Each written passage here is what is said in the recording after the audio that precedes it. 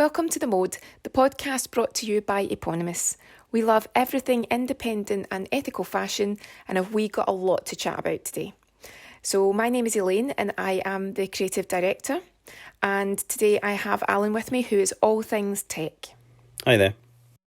Today is very much about how the brands and how a lot of the very famous international brands are dealing with Covid-19 and the adapting that's having to go on worldwide. First news story that we've got today is Gucci going seasonless. So Fashion Week is changing as we know it. Now, it's not a surprise. And when we started Eponymous, we made a decision back in the day that we didn't want to have specific tight seasons because a lot of the independent brands that we work with don't have the capability or the funds to keep changing in a fast fashion or even a seasonal way. It costs a lot of money and you need to have that commitment from customers. And when you're new, you don't necessarily have that. So the Gucci going seasonless, basically, long story short, they're scaling everything down, not business-wise, but definitely show-wise. And it's, I think at the moment, they're going from 5 shows per year to 2 shows per year. So if Gucci are doing it, they won't be the only ones, but it really does mean that the fashion calendar is changing. It might even become something that we'll look in a couple of years' time at as a thing of the past. Now, Alan, what's your thoughts on this? Because as I say, we've always thought that you, within reason, you like what you like. It's summer in one part of the world, it's winter in another. So there's always a need to have your seasonal wear available. But in addition to that, I'm also thinking about the money that goes into the shows, but also the people that are needed at these shows. You've got your builders, your designers, you've got your makeup artists, your hairstylists, your models. I mean, there is a bigger impact other than just scaling back the shows. There's a lot of people that are going to find that work dries up. What's your thoughts on that? Yeah, I mean, for me, it's quite interesting how, when you look at it, how forward-thinking and actually the leading brands in fashion are sometimes small independents. Small independent brands have done seasonless for quite some time. Some small independent brands don't. They do seasons, that's fine. But there are a lot of like sort of changes that you see a lot of small brands make before the bigger brands do. But the bigger brands are the ones that get the recognition for it. For example, fur. A lot of small brands gave up on fur a long time ago. And then when you see a bigger brand mention that they're abandoning fur, it makes the news. And everyone thinks, oh, everything's changing. But in the actual fashion industry, a lot of the smaller brands had already decided to do that many years ago. When we started, we made a conscious decision not to have any fur or exotic skins from day one. So that's something that we decided to do, and then a lot of bigger brands perhaps follow that later on. So the recognition is always with the bigger brands, but you tend to find, if you look hard enough, a lot of smaller brands have already made those changes already. So it is quite kind of fascinating. But yeah, definitely when it comes to people that are working in the industry, they rely on these kind of shows. So yeah, it's definitely going to take a hit. Every time there's a major change, especially after COVID-19, we're going to see an awful lot of changes happening as businesses come to terms with the fallout of having 2-3 months lockdown, and the impact that has had on their business, and how they change and adapt in many cases to survive. So it's going to be an ongoing process. Yeah, that leads us on to the second news story. Now, we know the answer to this, but if you had to have a guess prior to knowing this, how much money you thought Primark had made during the epidemic. Primark are a huge company. So prior to that, I'm guessing you would think a lot of money. Yeah. Hundreds of thousands, if not millions. But do you want to share, in actual fact, from the day that the high street stores had to close until obviously they open, how much did Primark make during the COVID epidemic? Yeah, I mean, just looking at the news article here, so Primark was doing monthly sales from about 650 million to zero. It's crazy to think, and again, it's because Primark have got a website but you can't purchase from it. Yeah. So because you can't purchase, obviously, if your high street retail outlets are closed and you don't sell online, then obviously your sales go to zero. Yeah. So that just goes to show the power of having an online presence. Yeah, I mean, I would imagine that Primark are probably, no one expected this COVID-19 lockdown. Nobody expected that. It's not something that, if you'd said to me last year, you know, for 3 months next in 2020, there's going to be a complete almost lockdown globally, almost, nobody would have even, you'd have laughed you out the door. So I think from that point of view that when you see businesses that don't have an online presence and they're high street only in bricks and mortar, it's fascinating to see just how much of an impact that can have on a business. So if you think about just other businesses that aren't online at all, almost all of them will probably have done the same kind of trend. For us, it's completely different. We've had pop-ups and things like that, which would have impacted us greatly, and probably just ended the pop-up there and then.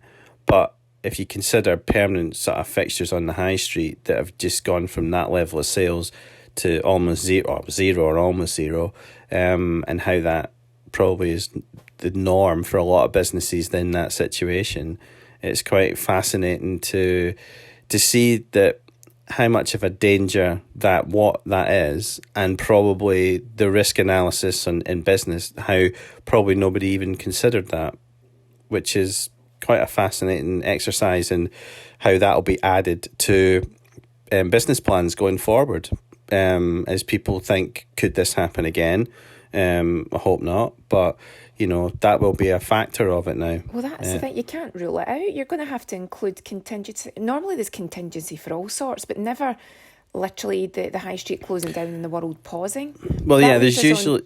Yeah, I mean, there's usually business insurance that has like loss of earnings. I can't remember. It's like a gap in trading, like if it was a fire or something like that. So it's the protection for that, but not through. This usually only affects one business or a group of businesses at a time, depending on what the actual outcome was. For example, in Glasgow, you had the art, was it the art college, I think, that burnt down? Art school. Yeah, the art school. So it burnt down twice, and the impact that's had on those local businesses, that's been quite significant. But that's just that was just like they allow for kind of things like that, fires and things like that, but not for the scale of what has happened due to COVID-19. So it's fascinating how businesses will adapt that kind of to plan for sort of risks going forward like that. It will be fascinating to see what happens. Well, that leads us on to the final news story of this podcast. Where does the future of fashion lie after COVID? The gist of this story is that the millennials are getting a bit of a bashing again, which is a shame. So Generation Z, which is the generation after the millennials, they might be in thinking more with the previous generations, Generation X and previous, than the millennials, in the sense that they are disengaging with fast fashion. So obviously it's just research at the moment saying whether Generation Z is more into the sustainable ethos than the fast fashion ethos. And at the moment, it certainly seems in accordance with the Royal Society for the Encouragement of Arts, Manufacturers and Commerce, which is the RSA for short. So they're finding that because of the pandemic, more people are recycling or reusing clothes than they would do normally.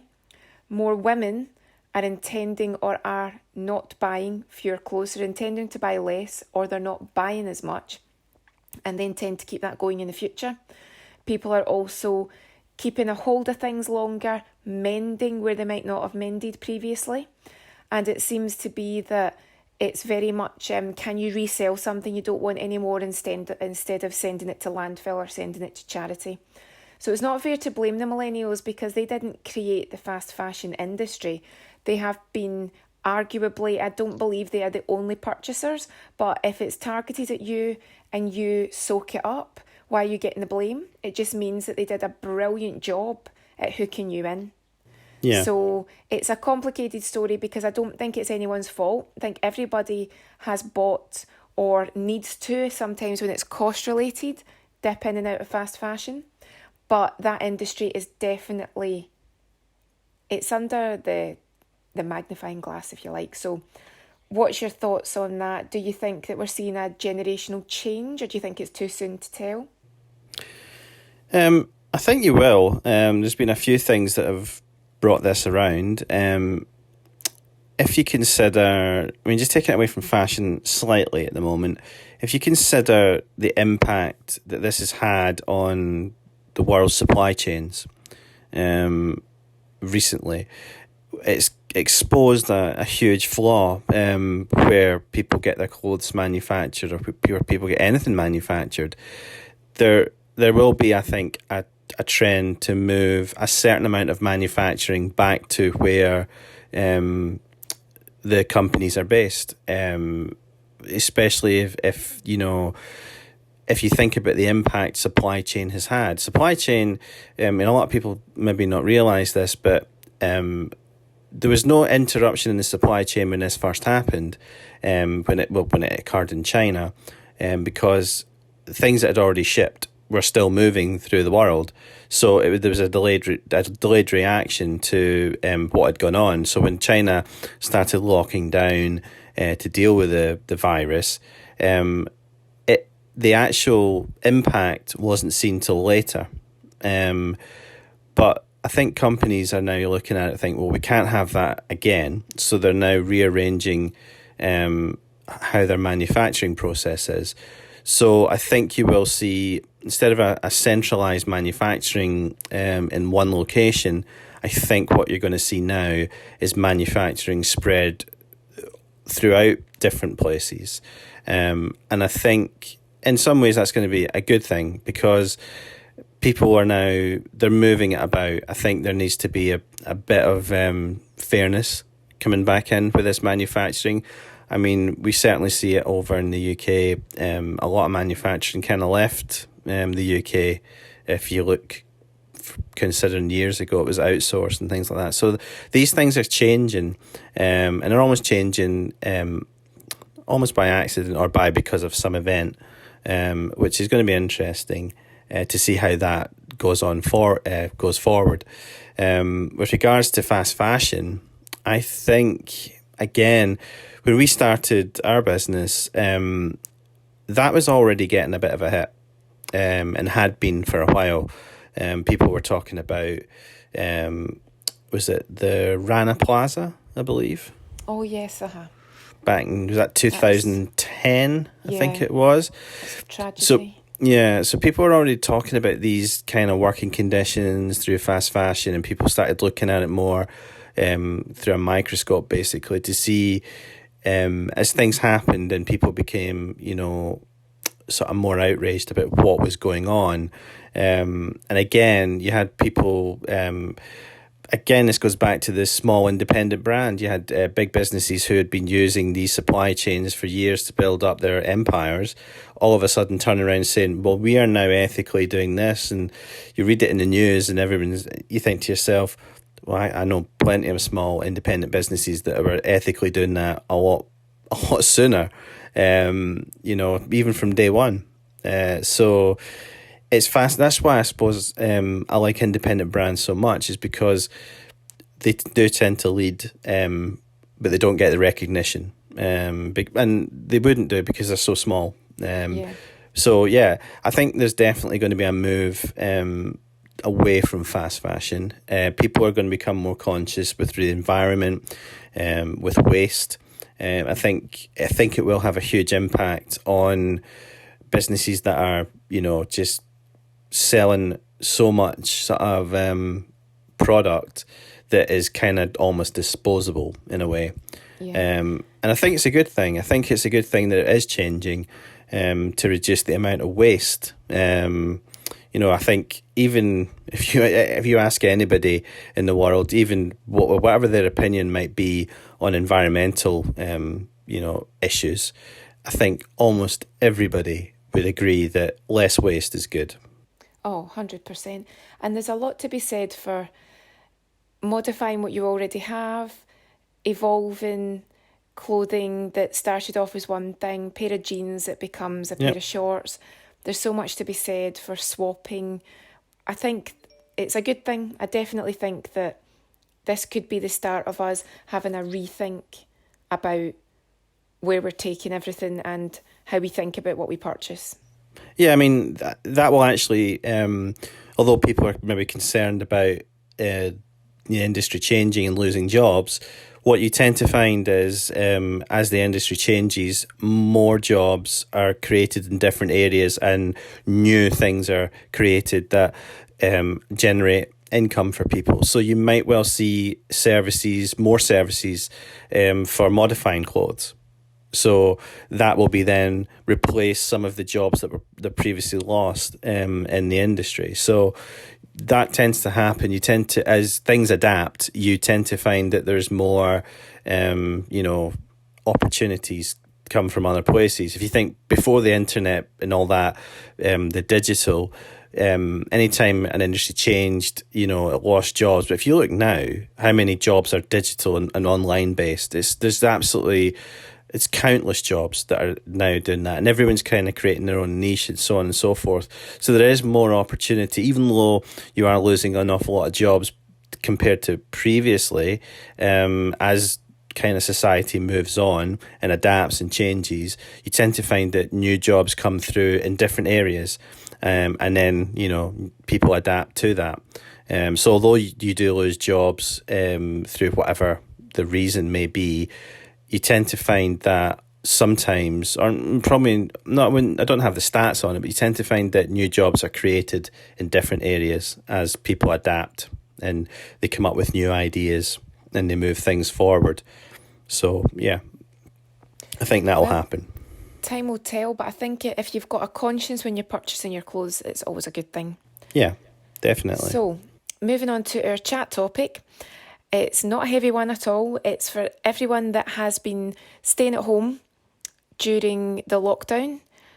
Have you chosen to dress up or dress down during the lockdown process? And what I mean by that is, have you continued to get up, get dressed, do your hair, do your face, change your clothes for every day?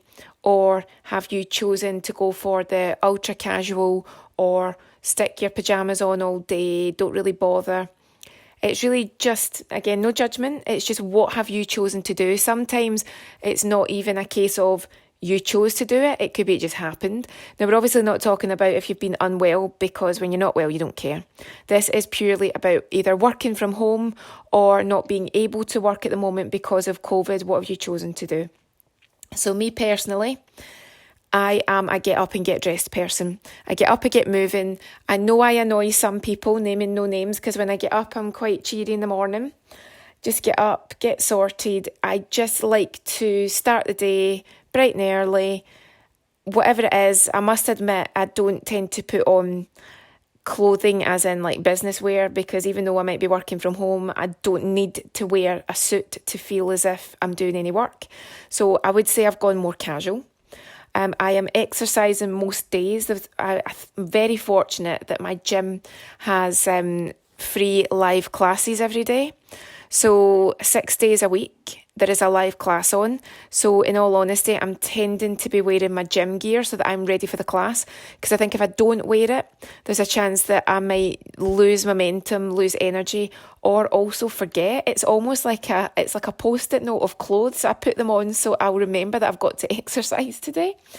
And also just make sure hair's tidy, minimal makeup, not fussed about putting a full face on. But it is just because it makes me feel more energised, more focused and more ready to get on with the day. Also, just in case a postie comes to the door and I don't want to frighten anyone. So for me, it is definitely get up and get dressed, get sorted. Otherwise, I do feel my energy slides. What about you, Alan? What's your vibe? No, I'm totally casual. That's it. Don't wear, a shirt or anything like that. Yeah, but you wear something. Yeah, and I'm not. Yeah, I do. Yeah, but I'm not. You're painting a picture. Yeah, that's true. Yeah, not a good picture, but yeah, no. No, it's not. It's just basically casual. I don't. I mean, I can understand if you're doing like conference calls or video calls. Then yeah, I can understand people maybe wearing a shirt and tie or business wear. Yeah, you've got to be careful though because they're talking about all the Zoom. Yep. Mistakes. Was there not a politician this week? She was getting changed and she didn't realise her Zoom was on. Yeah, and there was another politician, EU politician or MEP, who was doing his Zoom conference calls with no trousers on. Oh, and that's the thing. If you don't realise it, I always think for me personally, just don't take a chance. Don't try and be smart and do half and half. It doesn't work. Just go for it. But would you say though, do you have a better clarity of thought if you have like the shower, do you get changed? Even if it's still casual stuff, do you just feel like getting changed and sort of marking, right, that's the end of sleep, that's the end of bed, we're having a shower, we're brushing our hair, we're putting on something different, even if it's super casual. Is that what you do just to draw a line under it and make your day feel as if it's actually a working day? Not really. I mean, previously I had bad habits of staying up probably far too late that I picked up when I was at uni, working, through the night. And I tended to have less distractions at night. So for me, there was less distraction. It was quieter. So it was headphones on and, doing whatever. So sometimes I adapted my working day. And also a lot of the things that sometimes I was using were based in the US. So if I needed any support or anything like that, you were talking, it could have been late on in the evening that I needed to sort of chat to people. It's a little bit different now as things have moved on and there's more sort of, geographically dispersed kind of support, I suppose. But previously, I'd noticed myself having to kind of deal with things or whatever on US time almost, rather than UK time. So were you super casual because you're not having to speak to someone face to face? Yeah, no, I don't. Yes, just casual, and that was it really. Me, be as casual. This is just for me. Be as casual as you like, but the rule is, if you're embarrassed to answer the door when it goes, then you know that you're not on the right zone for you. Yeah, I mean, I think everyone will be different. Some people will say they have to get up and put on their work attire, and that's fine. And I think more and more people are going to be working from home from now on. Oh, yeah, definitely. I think as things change, again, it's going to have a huge impact on sort of like the economy and things. It's people are going to change that whole mindset of working. If you can work from home, you will probably work from home. But the technology's there to do it. So you have the conference calls, you have internet access, you have, all these different things. And you'll be presentable. My final word on it for me is, if my hair looks like a burst couch, then I know I'll be too embarrassed to answer the door or do a video call. That's when I know that I'm not comfortable. So I need to look presentable, but I don't need a full face of makeup and like the hair done as the big do with the hairspray. All immaculate, just look neat, tidy, feel good. I definitely can't do pyjamas all day unless I'm not well. No, I'm dressed pretty straight away, but that's just personal preference. I'm saying that unless it's those gorgeous pyjamas, pyjamas as outerwear now, If someone wants to give me like £500 pyjamas, of course I'll wear them all day because that's a fashion statement. I'm happy with that. You know. Yeah. So the last thing to chat about today is we've got some new arrivals, some new brands. Some have launched, some are in the pipeline. Alan, do you have any picks, maybe just 2 or 3 picks of what's new on the eponymous.shop website at the moment? Yeah, so we have, I can't remember what we talked about last podcast, but I think we were just talking about new trends. I don't think we've spoken about any of the new brands as such. I think we've got a new skincare brand just launched.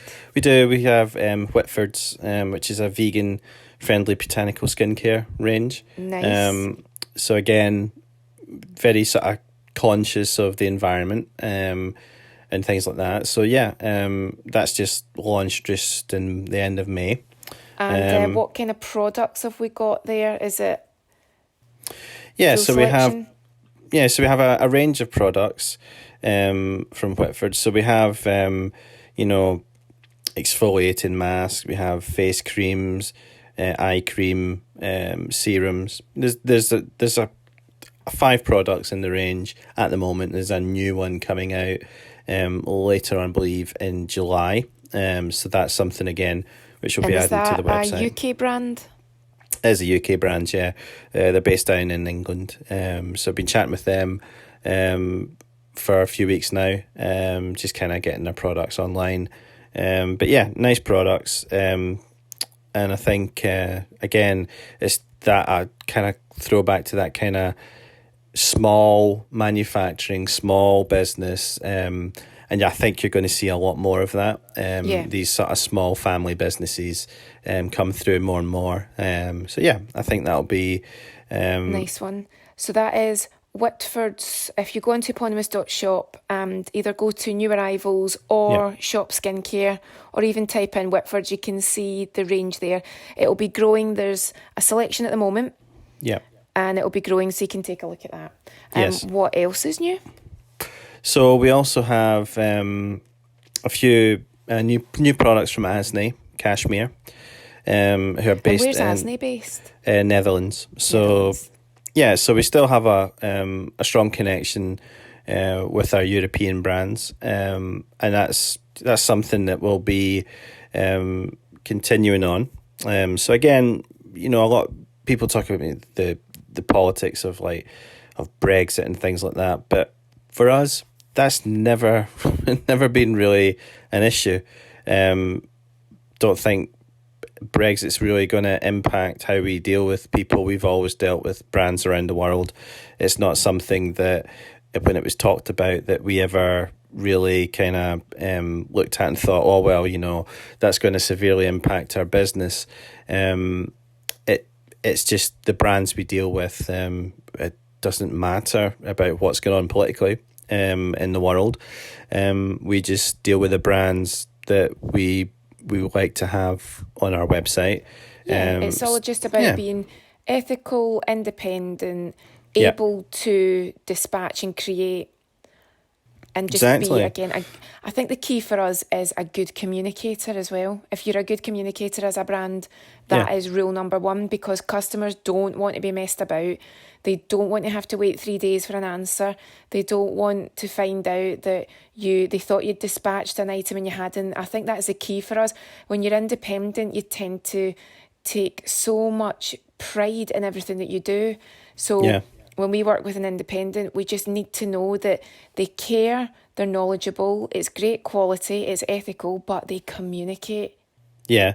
I mean, that's it. I mean, for us, it's good in a way, because the only thing that we really care about is the brand, what they're making, if it's ethically produced, if they're an independent, that's it, really. We don't, there's nothing else we really take into consideration. We don't think about really the sort of price of the items. That's all down to the brand. We just look at... and the customer will pick what they are drawn to and what they're looking for. That brings me back to Asney. I know they're known for their cashmere. Is that what they're launching the new arrivals with just now, or is that something, have they launched a different collection? Yeah, there's some cotton sort of blouses. Blouses, nice. Yeah, and there's going to be a few more things as well coming. But yeah, so it's not just cashmere. It's scarves. They do silk, and they also do some cotton as well. So nice. So we're moving into the lighter fabrics. Yeah, so we have that. We also have a scarf brand called Delali. So again, they do scarves and pocket squares. And they're sort of the theme behind their sort of business is it's the automotive. So it's if you look at the scarves and pocket squares, they've got sort of vintage cars. And there's a whole story behind Delali, which I'm actually going to be doing a bit more on shortly.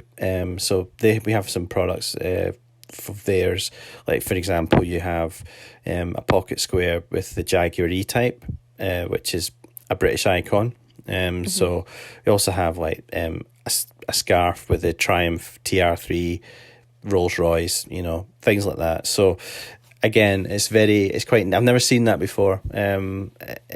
For mixing sort of two things that really don't really often see the automotive industry and sort of fashion industry sort of being combined in this way, but I haven't really seen too much of it. Obviously you get the automotive industry, they've got their own fashion sort of lines, that's fine, but to combine sort of silk scarves and with actual sort of illustrations of sort of vintage cars is quite unique. We've seen that they've got a market for it, so yeah, definitely very innovative. And we'll chat more next time about some more brands that you might not have heard of, not just fashion, not just skincare, some menswear, interiors too. So we'll chat more about that in the next episode. Yeah. And that's it for this week. So It's been fun. It's always very interesting to see where the conversation takes us. There's so much happening. As they do say, 2020 is full of plot twists at the moment. I know. You just don't know what's going to be happening one week to the next. But the main thing is that everyone stays safe, stays healthy. And if you ever want to contact us at Eponymous, just go onto the website. We've got a contact us section. We're always happy to help. Any questions at all, you name it.